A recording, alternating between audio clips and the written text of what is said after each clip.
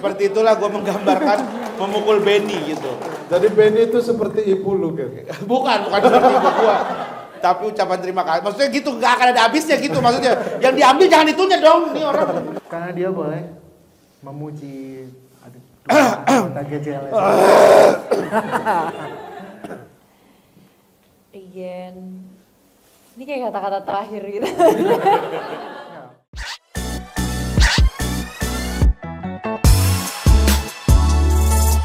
Selamat datang kembali di Kapan Lagi Show. Yeay. Kapan lagi show?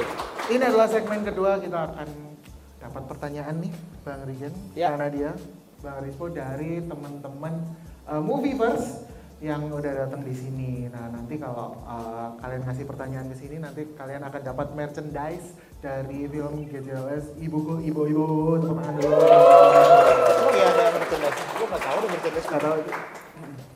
Oke, silakan ada yang mau nanya? Kakaknya dulu. Oke, terima kasih buat teman-teman semua dan juga para guest yang di BJS. Yang ingin saya tanyakan yang pertama, sebenarnya ada berapa sih ya? Satu pertama. Oh iya, iya berapa? Satu aja. Yang pertama ini kan syutingnya yang BJS itu berapa lama sih untuk menghabiskan film ini gitu kan? Syutingnya berapa lama? Apakah sebulan, 2 bulan?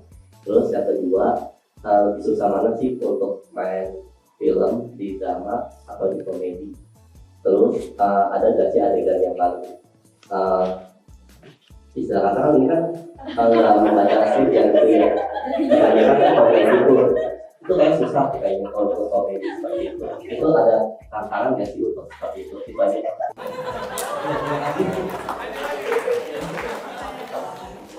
Pendek ya. Cuma 3, nggak apa-apa. Satu-satu kali aja. Satu-satu. Kalau Nadia jawab susahan mana main drama apa komedi? Ya, gua berarti hari ya. Berapa hari? Berapa hari? Iya. Boleh. Siapa? Film favorit? Emang ada pertanyaan film favorit? Ya lu lagi tadi pertanyaan ketiga soal skrip komedi. Skrip. Tantangan skrip komedi gitu, ada tantangan nggak? Oh, lu itu berarti ya. Oke. Apa mau siapa yang hari ini? Boleh yang skrip. Nadia dulu. Oh, Nadia. Susahan mana? Drama apa komedi? Sama-sama susah sih sebenarnya. Cuman mungkin kalau komedi tuh lebih apa ya? Karena aku pribadi juga lebih suka film yang light. Ya aku suka film-film yang art house gitu. Cuman film-film yang light tuh menurut aku yang bikin aku ketawa itu tuh menyenangkan sekali gitu loh. Kayak datang ke bioskop, beli tiket udah capek-capek, gue tuh pengennya ketawa gitu. Jadi untuk bisa syuting film komedi itu sesuatu yang buat aku sangat menyenangkan sekali untuk bisa join di dalamnya gitu. Karena komedi tuh juga beda-beda dan ternyata nggak orang kalau ngeliat komedi kan kesannya kayak apa sih, nggak serius gitu. Enggak kok gitu, membuat film komedi sama seriusnya sama bikin film drama, bikin film horor atau thriller dan segala macamnya gitu. Apalagi menurut aku paling susah tuh kan bikin orang ketawa dengan range komedi yang istilahnya seleranya beda-beda gitu semua orang gitu, dan membuat orang tertawa tuh menurut aku paling susah daripada bikin orang takut, bikin orang sedih, tapi bikin orang ketawa tuh lebih paling susah menurut gue. Betul sekali. Jawabannya. Karena orang bisa menangis berkali-kali tapi ketawa biasanya hanya sekali, Bang. Karena butuh efek kejut biasanya ketawa. Gimana? Butuh efek kejut, kalau udah kedua kali mungkin ketawanya nggak sekenceng yang pertama gitu. Kalau nangis? Tapi kalau nangis, kalau momen sedih itu kita nangis berapa bulan lagi juga tetap nangisnya sama sesedih itu gitu. Makanya lebih susah bikin orang ketawa daripada menangis gitu. Kalau menurut saya, kalau saya memang nggak bisa sih acting nangis. Bang Rigen. Ini yang mana? Pertanyaan kedua boleh. Kalau hari 18 hari kita syuting. 18 hari syuting. Cepet ya? Iyalah. Gak usah diambil pusing syuting film ini mah. Cepet karena semuanya one take oke ya? Semuanya One take oke gimana itu blooper 90 90 menit. menit gimana ceritanya bisa one take oke.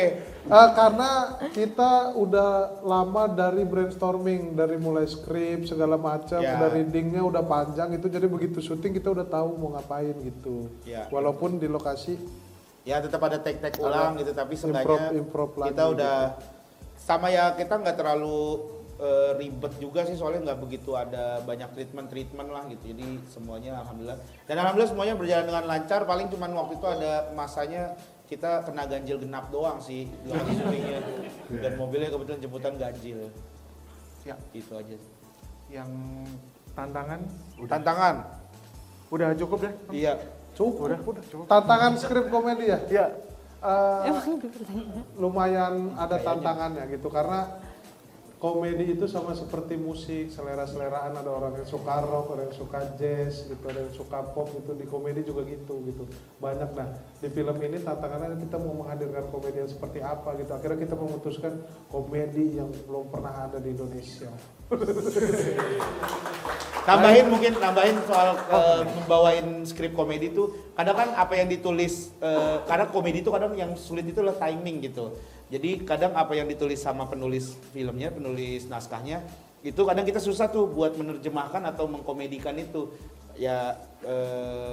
Ya agak timingnya gimana begitu kita masuk ke punchline-nya, itu sih palingnya akan jadi kesulitan. Tapi untungnya saat itu film yang ini kita bertiga terlibat untuk itu juga, jadi kita tahu lah. Jadi kita misalnya adegannya si Nadia, kita kasih tahu, Nat, ntar kamu bacanya begini aja ya, ntar kamu gini gitu, udah tahu lah. Itu sih. terjawab Mas Andi ya. Pertanyaan kedua. Perkenalkan, aku Tere dari Moviverse. Aku sebelumnya itu emang beberapa kali udah ngikutin konten-konten GJLS di YouTube, kayak tadi yang sempat dibahas film Kuyup. itu 2020 ya. Iya. Emang gak jelas ya. Emang gak jelas. Tapi ya emang jadi suatu warna ya kalau misalnya mau dijadiin film. Nah, pertanyaannya adalah apakah di film GJLS nanti ini komedinya berbentuk akan sama seperti itu, gak jelasnya, atau tetap ya tadi ya, balik lagi sebenarnya tadi udah dibilang harus ada batasan-batasan yang akan jadi sebuah film gitu. Itu sih pertanyaannya. Kalau makanya nonton film Kuyup, film GJLS ibu-ibu tuh nggak sekuyup itu gitu. Nggak terlalu basah lah kita. Kuyup lah, kan di trailer aja kita kelihatan kuyup banget itu.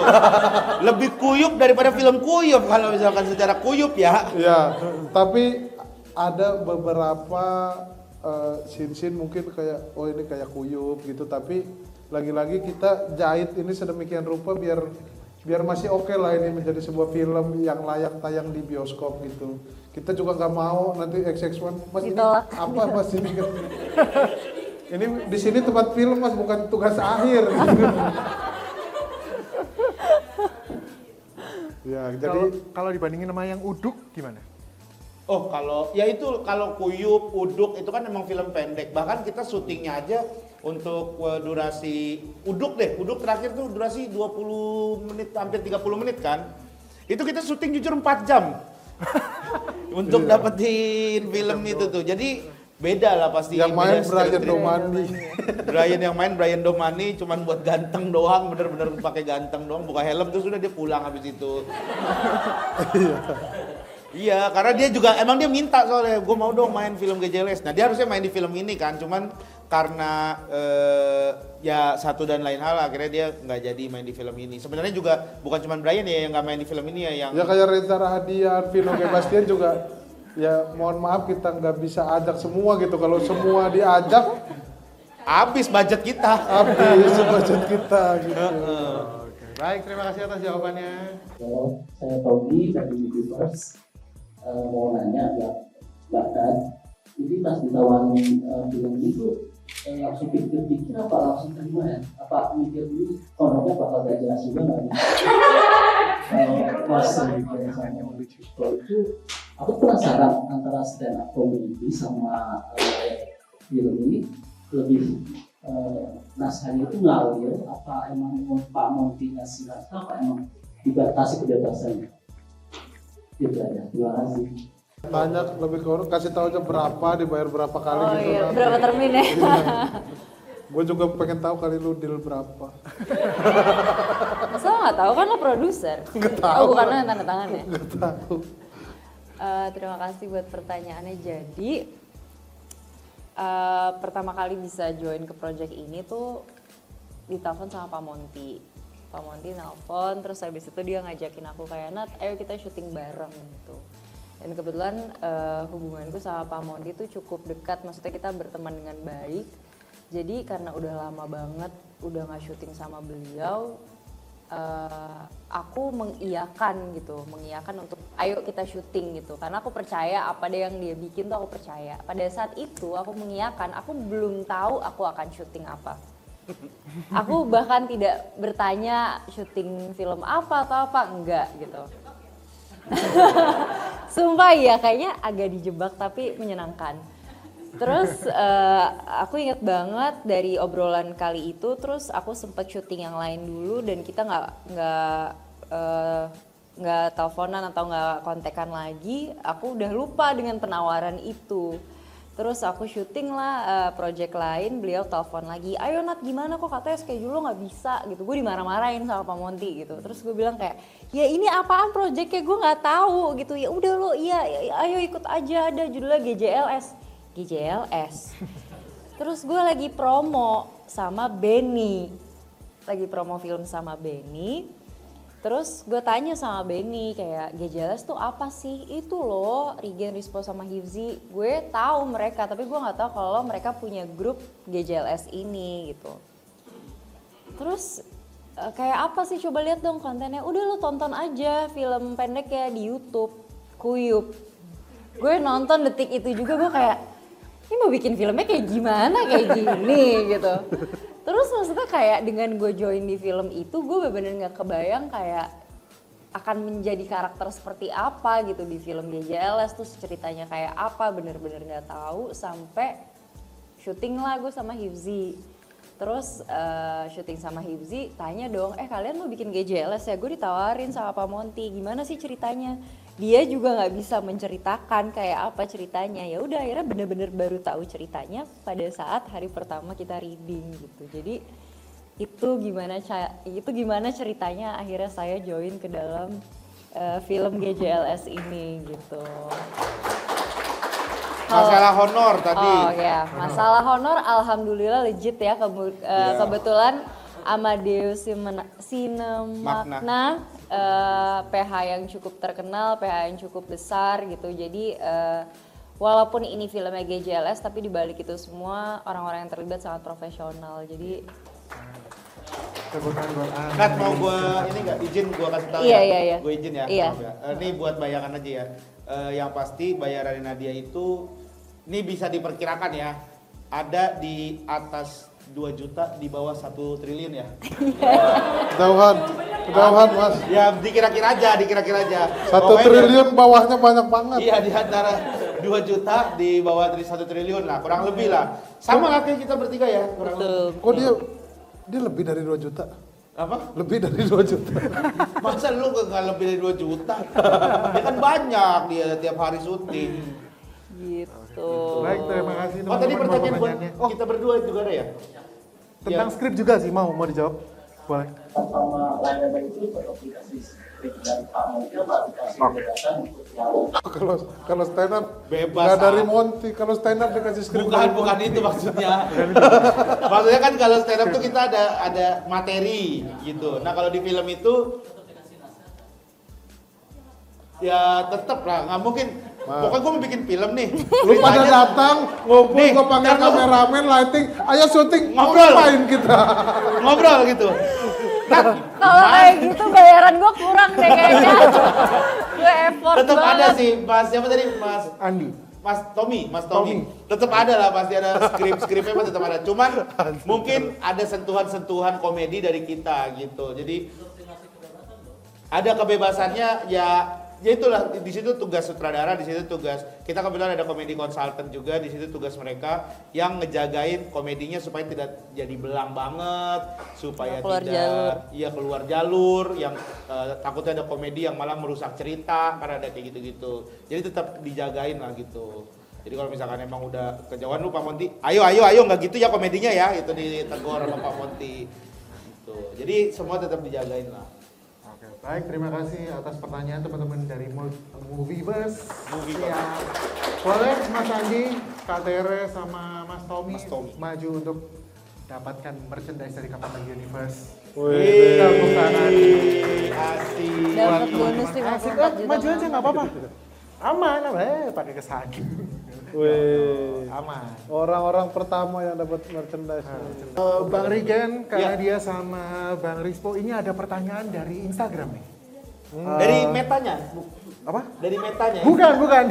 Bukan dari Mark Zuckerberg, bukan. Oh, ya. kirain dari dari followers di Instagram gitu.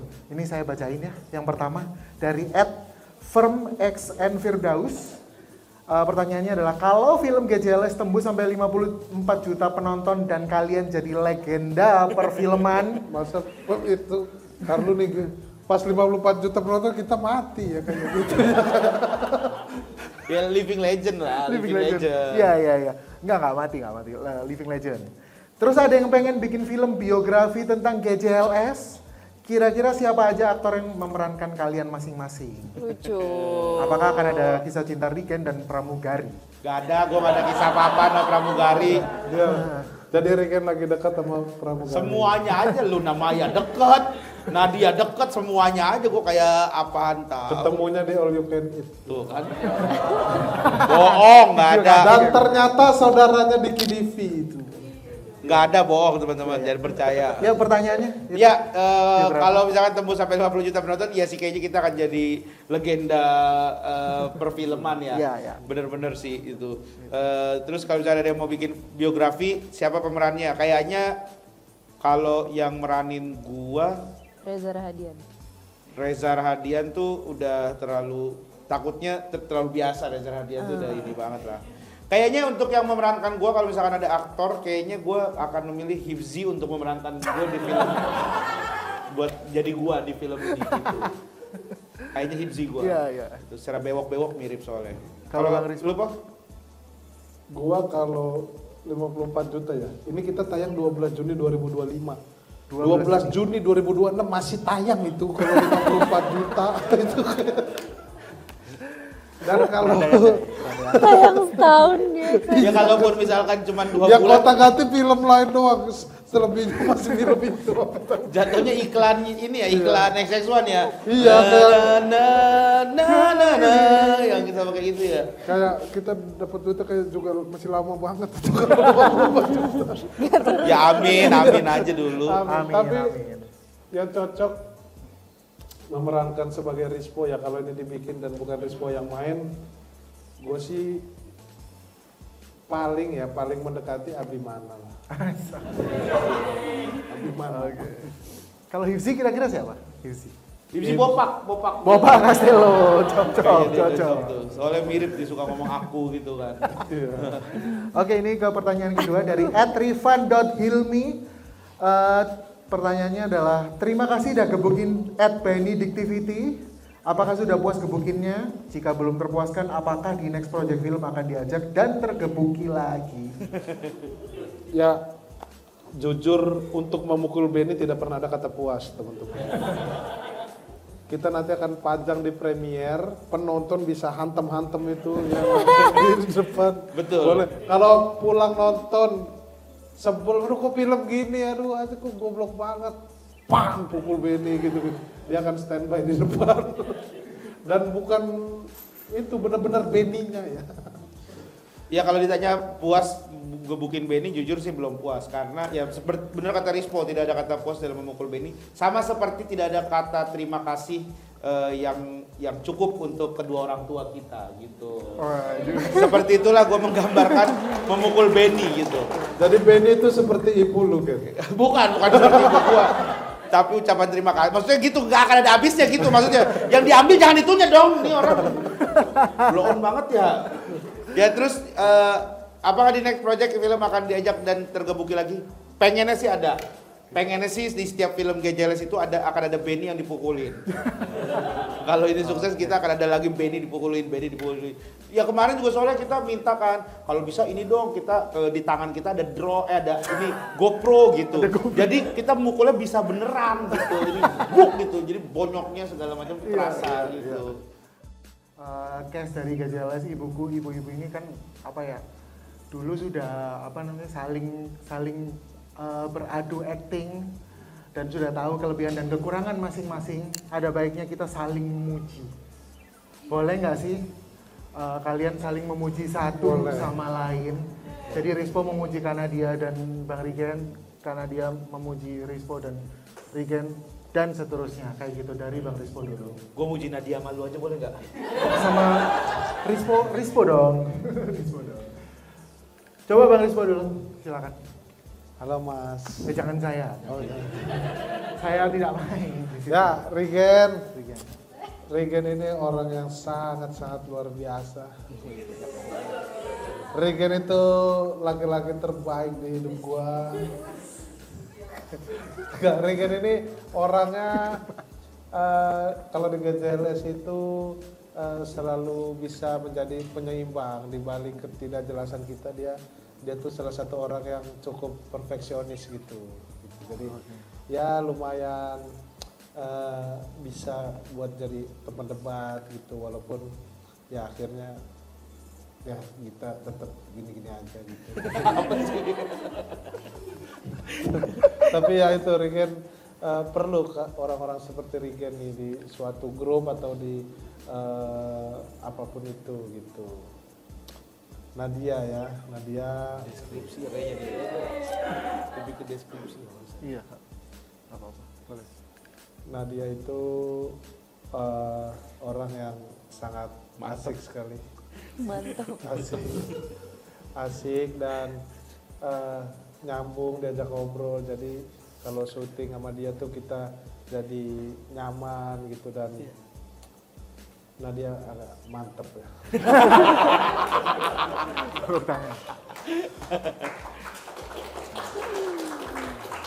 Karena dia boleh memuji anggota Gejeles.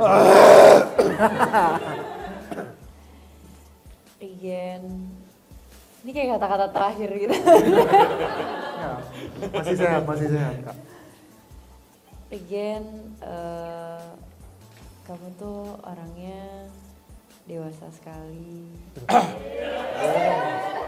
Kamu tuh bisa membuat GJLS menjadi seperti sekarang, masuk ke industri perfilman, bisa kerja sama Pak Monty Tiwa, Luna Maya, banyak orang. Rigen tuh aktor yang menurut gue akan karirnya cemerlang. Amin ya Allah. Rigen juga menjadi berkah buat orang-orang di set, selalu bikin ketawa, selalu Gua kapan ini? Ya sabar, dia belum selesai. Gua sih mau. Rigen bisa menjadi wajah masa depan komika. Kayaknya udah mulai berlebihan deh Nat. Terima kasih udah hadir di hidup kita kan. Iya, terima kasih. Terima kasih udah hadir di hidup kita, Rigen. Rispo. Kalau ke Rispo?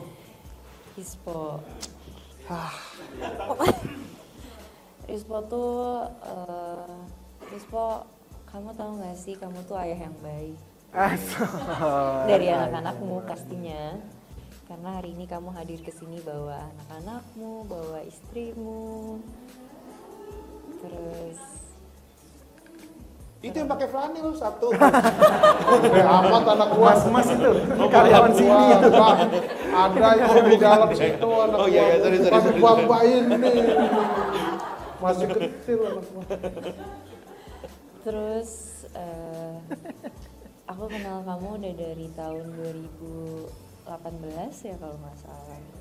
Berarti ini tuh udah tahun keberapa kita kenal, akhirnya kayak kita bisa syuting bareng lagi, satu project.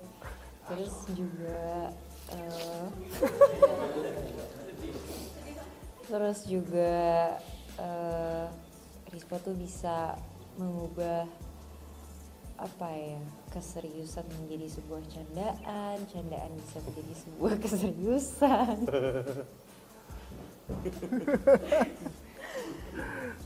Rispo juga bisa mewarnai industri perfilman Indonesia dengan karya-karyanya Rispo.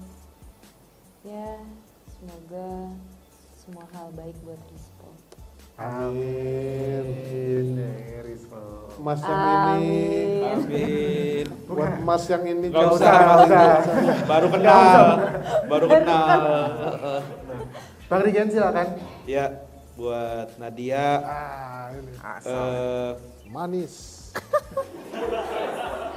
Aku pikir cuman wajah kamu aja yang manis. Ternyata barusan mulut kamu juga manis banget. Aku sampai nggak tahu mana yang benar mana yang enggak. Tapi terima kasih buat Nadia sudah mau hadir di film ini dan sudah mau ngeblend sama kita, sudah mau adaptif banget dia sama kita. Walaupun mungkin awal-awal kita bercandanya mungkin agak sedikit aneh buat Nadia, tapi kita terima kasih lu udah mau beradaptasi dengan baik gitu, masuk ke kita bertiga dengan enak gitu. Dan makanya setiap promo gue juga seneng banget ngeliat kehadiran lu tuh yang happy, yang fun gitu bawaannya. Ya bener kata Rispo dan juga Hibzi bahwa gue sering memuji lu manis. ya emang harus diakuin karena menurut gue Nadia tuh ya manis gitu. Bahkan gue pernah bilang bahwa kayaknya dia bisa nih kayak mungkin Adinia Wirasti gitu-gitu yang mukanya tuh Indonesia banget, yang ayu banget gitu. Actingnya juga bagus banget. Dia harus take beberapa kali untuk adegan yang berat dengan emosi yang sama di film ini. Gue ngeliatnya langsung dan gue respect banget. Sampai gue sama Ibzi tuh colek-colekan gitu kayak ini ngapain itu ngapain? Enggak. Kita colek-colekan bahwa Nadia kerennya gitu. Jadi gue itu sih yang gue salut dari Nadia. Rispo, besok lu ada ikut promo juga, Po? Besok lu ada ikut promo juga? Enggak ada, hari ini doang ya? Ada. Oh ada. Ya makasih udah datang promo. Nah kalau Rispo tuh ya itulah dia orang tua yang baik. Dia juga orang yang tidak pernah tersinggung. Menurut sampai saat ini gue belum pernah melihat dia tersinggung. Padahal beberapa kali kita bercandain dia, mungkin ada beberapa yang mungkin kelewatan, tapi gue ngeliat dia nggak pernah tersinggung. Pernah dia mungkin marah sekali. Waktu itu dia cerita, waktu itu mobilnya hampir ditabrak orang, terus dia turun dari mobil dalam keadaan marah, terus orang tersebut turun dari mobil, ternyata badannya keker, habis itu dia masuk lagi ke mobil. Oh makanya dia nge-gym sekarang? Iya, makanya keren dia nge-gym, dia bilang, "Ih, yang turun ngomong nge-gym," katanya dia gitu. Ya terus itulah dia orang yang sangat baik, sangat humble dan gampang berbaur sama orang. Itu sih. Tepuk tangan sekali lagi untuk tes GJLS Ibuku, Ibu-Ibu. Tepuk tangan dong.